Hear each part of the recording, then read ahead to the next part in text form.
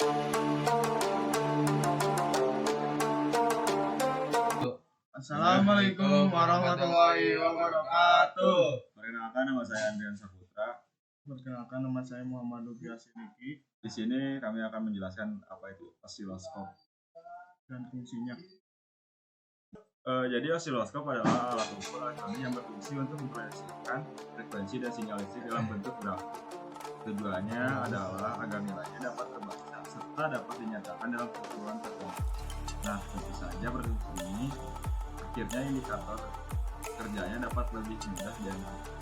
Pada osiloskop kita dapat melihat bagaimana nilai suatu program serta frekuensi listrik dari sebuah rangkaian elektronik. Dalam tampilan grafiknya kita akan melihat adanya dua sumbu yang digunakan. Kedua sumbu tersebut yakni sumbu X untuk waktu dan sumbu Y untuk tegangan.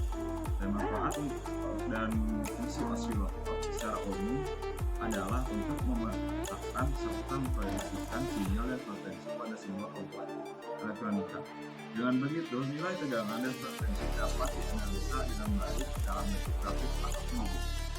Ada beberapa manfaat dan fungsi dari osiloskop, diantaranya yaitu yang pertama, digunakan sebagai alat ukur frekuensi sinyal yang tradisional. Yang kedua, ada digunakan sebagai alat ukur untuk mengetahui tegangan listrik dan realisasinya terhadap listrik.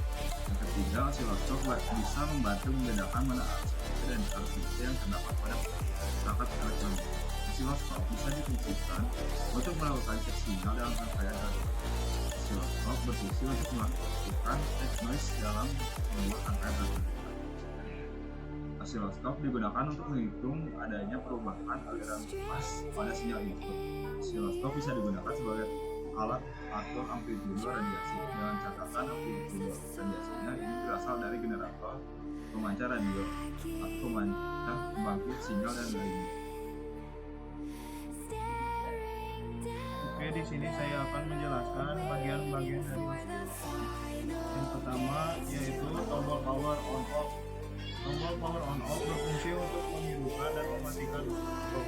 Dan yang kedua adalah lampu indikator. Lampu indikator berfungsi sebagai indikasi osiloskop dalam keadaan on atau off. Yang ketiga, rotasi pada osiloskop berfungsi untuk mengatur posisi tampilan gambar pada layar agar tetap berada pada posisi digital. Untuk mengatur rotation ini biasanya harus menggunakan ring untuk menekannya. Yang keempat, intensity. Intensity digunakan untuk mengatur kecerahan tampilan bentuk gelombang agar mudah dilihat. Dan yang kelima, fokus. Fokus digunakan untuk mengatur penampilan bentuk gelombang sehingga tidak tertutup. Yang keenam, PAL. PAL digunakan untuk kalibrasi tegangan untuk kalibrasi tegangan peak to peak atau tegangan puncak ke puncak. Dan yang ketujuh, position. Position digunakan untuk mengatur posisi vertikal masing-masing saluran atau channel memiliki pengaturan position. Dan yang kedelapan, INP atau invert. Saat tombol INP ditekan, sinyal input yang bersangkutan akan diberikan. Dan yang kesembilan, saklar. Saklar pole atau dip. Saklar yang digunakan untuk memilih besarnya tegangan per cm pole dip pada layar osiloskop. Umumnya osiloskop memiliki dua saluran, dua channel. Dengan dua saklar pole dip biasanya tersedia pilihan 0,01 pi per dip hingga 20 pi per dip. Dan yang ke-10 ada variabel. Fungsi variabel pada osiloskop adalah untuk mengatur kepekaan arah vertikal pada saluran atau channel yang bersangkutan. Putaran maksimum variabel adalah H yang berfungsi untuk memiliki kalibrasi tegangan satu volt tepat pada 1 cm di layar osiloskop. Dan yang ke-11 AC/DC. Pilihan AC digunakan untuk mengaktifkan sinyal AC yang input yang mengandung DC akan ditahan atau diblokir oleh sebuah kapasitor. Sedangkan pada pilihan posisi DC maka input terminal akan terhubung langsung dengan penguat yang ada di dalam osiloskop dan seluruh sinyal input akan ditampilkan pada layar osiloskop. Yang ke-12 ada ground. Jika tombol ground diaktifkan, maka terminal input akan terbuka. Input yang bersumber dari penguat internal osiloskop akan ditanamkan ground. Yang ke-13 ada vertical input channel 1 sebagai vertical input untuk saluran 1. Dan yang ke-14 ada vertical input channel 2 sebagai vertical input untuk satu saluran 2. Dan yang ke-15 ada saklar mode. Saklar mode pada umumnya terdiri dari 4 pilihan, yaitu channel 1, channel 2, dual, dan band. Channel 1 untuk tampilan bentuk gelombang saluran 1. Channel 2 untuk tampilan bentuk gelombang saluran 2. Dual untuk menampilkan bentuk gelombang saluran 1 dan 2.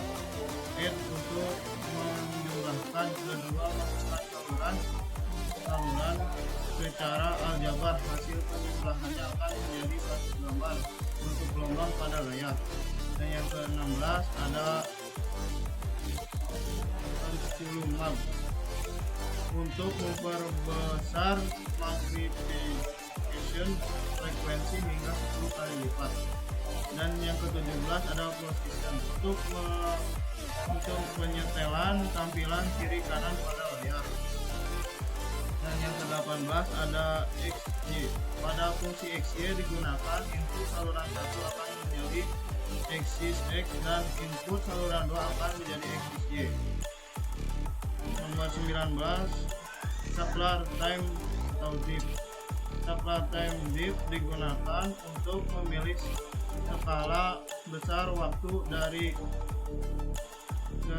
suatu periode atau per satu kotak TM pada layar osiloskop. Dan yang ke-20 ada call dip time dip. Ini berfungsi untuk kalibrasi time dip. Jadi yang nomor 21 ada variabel fungsinya pada bagian horizontal adalah untuk mengatur kepekaan sensitivitas time atau dip. Yang ke-22 ada GND. GND merupakan konektor yang dihubungkan ke ground. Dan yang nomor 23 ada tombol shock dan ALT.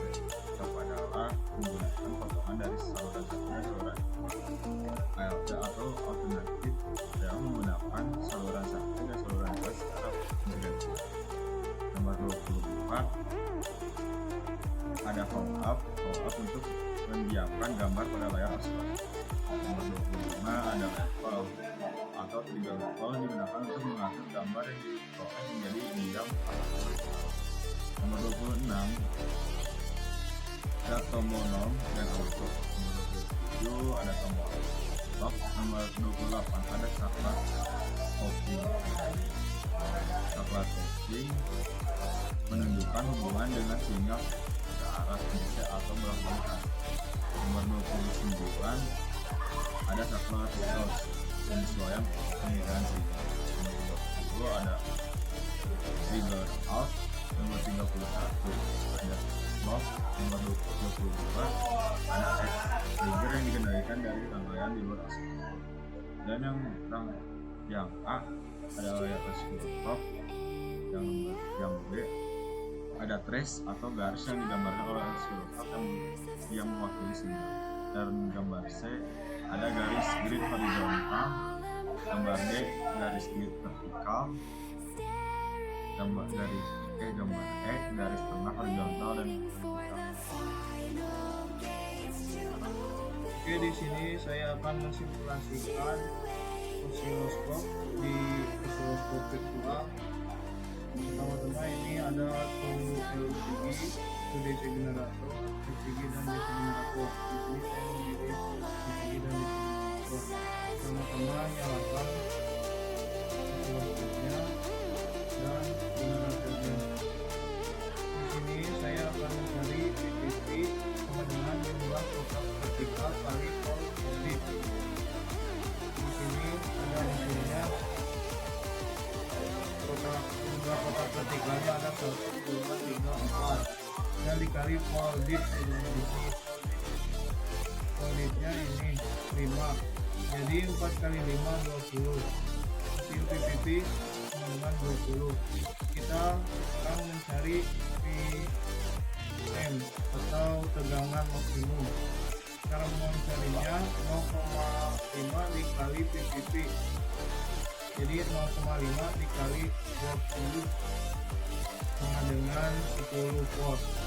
Selanjutnya kita mencari amplitude dari ini sama dengan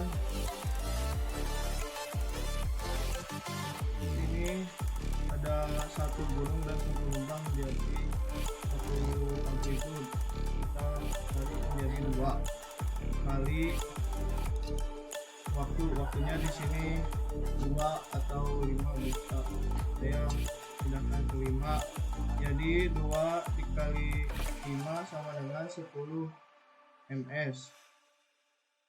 Dan selanjutnya saya akan mencari frekuensinya. Rumus dari frekuensi adalah 1 per T atau 1 per gelombang amplitude sama dengan 1 banding 10.